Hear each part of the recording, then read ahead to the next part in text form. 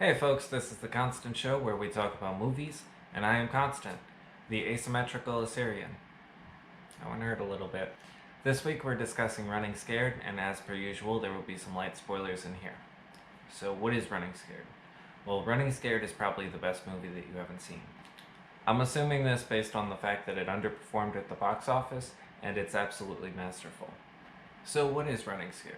Running Scared is a 2000 action thriller starring Paul Walker as a low-level mob goon slash family man.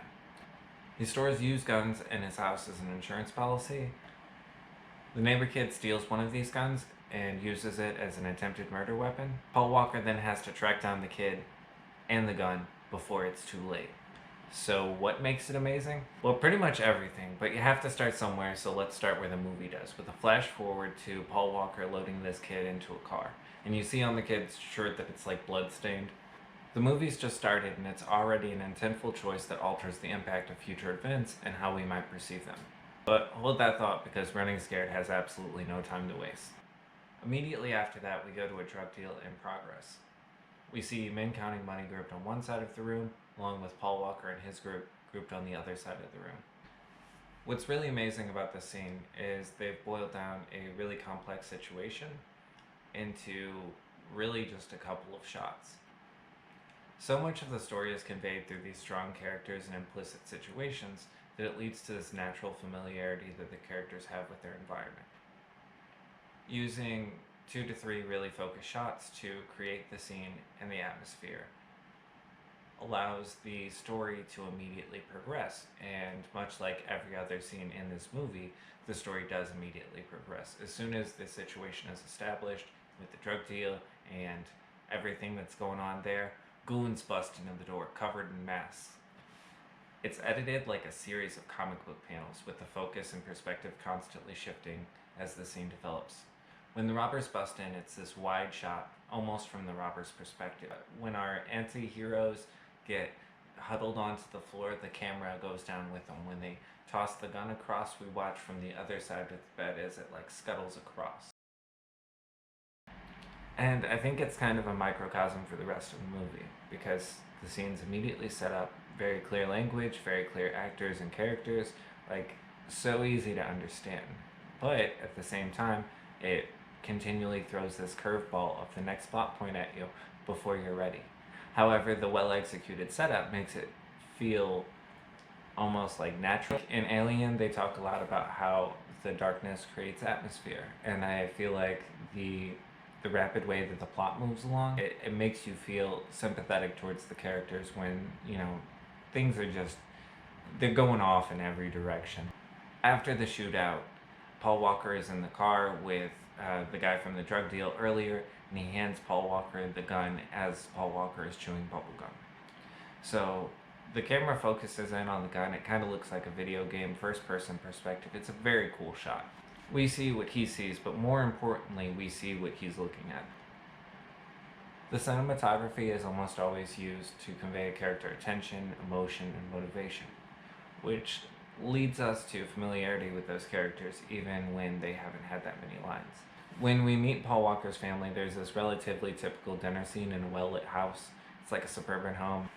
This is used as a contrast for Oleg's life, as the camera pans through Paul Walker's home and it actually goes through the window and into Oleg's house in the dark, just drab or whatever. And we see his dad sitting in this recliner, and the camera slowly comes across as he's watching John Wayne, and he leans forward and the camera comes back just enough for us to see his Duke tattoo. That's John Wayne for the uninitiated.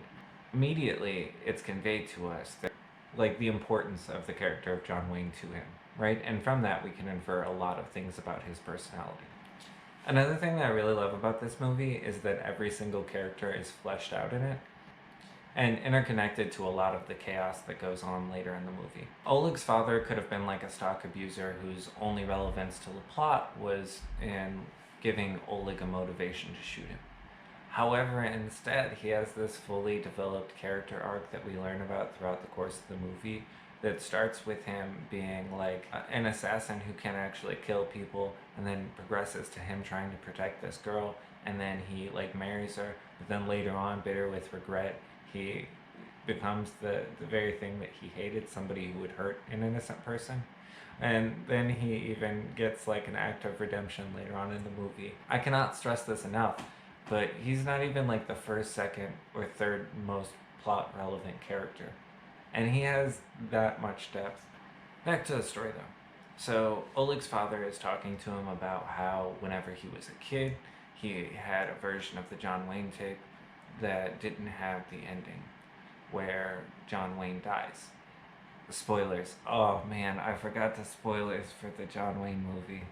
The John Wayne fans are going to be very disappointed in me. It didn't have the part where John Wayne dies, and this kind of functions as like a metaphor for the way that we protect like kids from harm, right? A lot of the movie's central tensions are around that adult fear of like, I don't want anything to happen to this kid.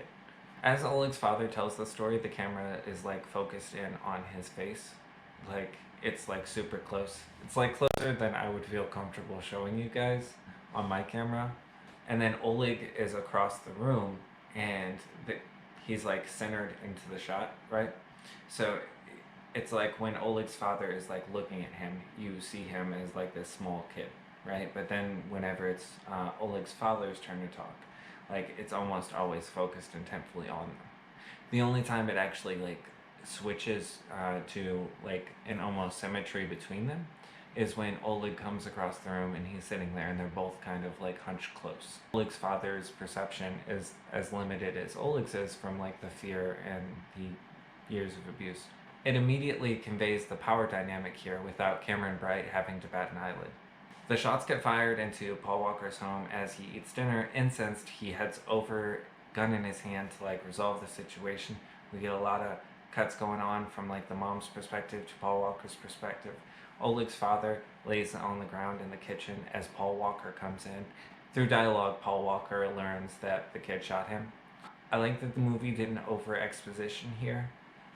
Whenever Oleg's father is talking about it, it's not your standard like, yeah, it was the kid who shot me. I know you would have no reason to inquire about this information. Instead, when Paul Walker is kind of like grilling him about it, he's like, what, you think I shot that myself? It was the worst Russian accent ever. I am so sorry. So then Paul Walker has to recover these bullets because if forensics gets a hold of them, it's going to be a whole thing. He knives one of the bullets out of the wall and it scuttles across the floor as the cops come in. So he covers it with his foot. And then his gum chewing habit actually comes in handy as he spits the gum out and uses it to pick up the bullet. Which I could not give enough props for. So often character traits are added to characters to distinguish them or make them seem quirky, but there's a plot relevant difference here between him chewing gum versus him being like a toothpick guy. That's so amazing that even the like minute parts of the plot, even the like innocuous details, are actually foreshadowing for later events. It probably seems like I'm spoiling way more of the movie than I should. I know normally I spoil like entire movies, but I want you to see this one. And if this were a regular movie, I probably would be at like the climax of the film right now based on all the stuff that we've seen happen. However, Running Scared isn't a normal movie, but this is literally just the first 22 minutes of a 2-hour film. And this is the slowest part of all of it. I'm going to stop the summary here because I want you guys to go watch it, and then we'll talk more about how great it is. You can go, I'll wait. Welcome back. Hope you enjoyed yourself. Welcome back. I think what makes Running Scared so great comes down to mainly story economics. Every story has elements. You have characters, acting, lighting, you have plot, setting, props, the whole thing. And you have each of these little pieces and they come together to form like a greater whole. In Running Scared, almost every element serves double or triple duty in the way that they connect to the rest of those pieces. For example, Paul Walker using the gum as a way of getting himself out of a sticky situation. Nailed it. I'm a dad, I can do that. Paul Walker is far from the only character in this film to demonstrate himself as being resourceful, though. Almost every major character, I think, has at least one defining moment where the scene is directly focused on them and they're doing something cool. Even the mafioso from earlier, who would be a dumb brute in a lot of movies or like psychotically erratic in a sort of random way, is actually pretty cunning, as we see in a later scene where he dispatches a rival. The wife, who is so often in these movies relegated to the task of complainer or like hostage or victim, instead becomes a hero in her own right by the end of the movie, and is demonstrably changed from having undergone it. The plot works, it creates a centralized conflict that all of the characters have genuine reasons to be invested in. The decision to have the MacGuffin be a gun contributes to the plot in a dynamic way by being a form of power. It's not just some stock magic box that's only going to come up in the final climax of the movie. It's an active piece in everything that happens.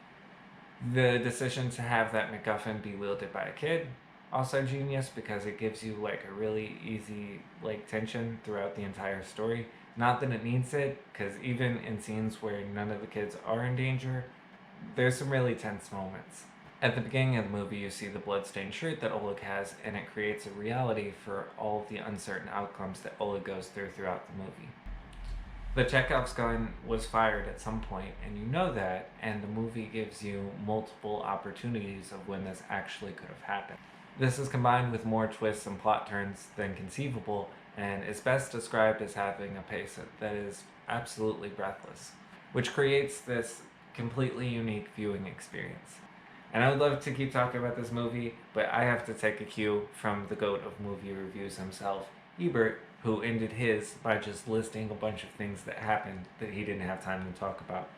So, here we go. There's a hockey scene in neon glow, which is kind of funny because earlier in the movie, all the characters are talking about hockey a lot. So again, any innocuous detail that this movie introduces is later going to become relevant in some way, shape, or form. Paul Walker describes Oleg as a Rusky at the beginning of the movie. By the end of it, he's like, "You're an American! You're an American!" He's got like a whole Rocky thing going on, but I love it because the New Jersey accent just feels so natural on him. The way that the movie establishes gray and black morality by having everything from the hooker with the heart of gold to the psychotic gangster to like actual monsters is absolutely brilliant. Every one of the characters in this movie has depth. Oleg runs into this guy fairly early on, who I imagine has to be credited as Shadow Man, because I don't even think you get a good look at this guy. And he uses Oleg to go into this situation that is dangerous. So the other people get the upper hand on Oleg and him, right? And he's like, the kid has nothing to do with this.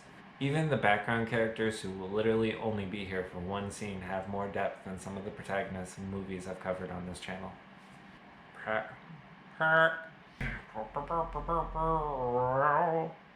I could keep going on and on and on, but I think the only way to end this video is by saying rest in peace to Paul Walker. You were a great man, and this is a piece of your legacy that I will forever cherish. Thank you so much.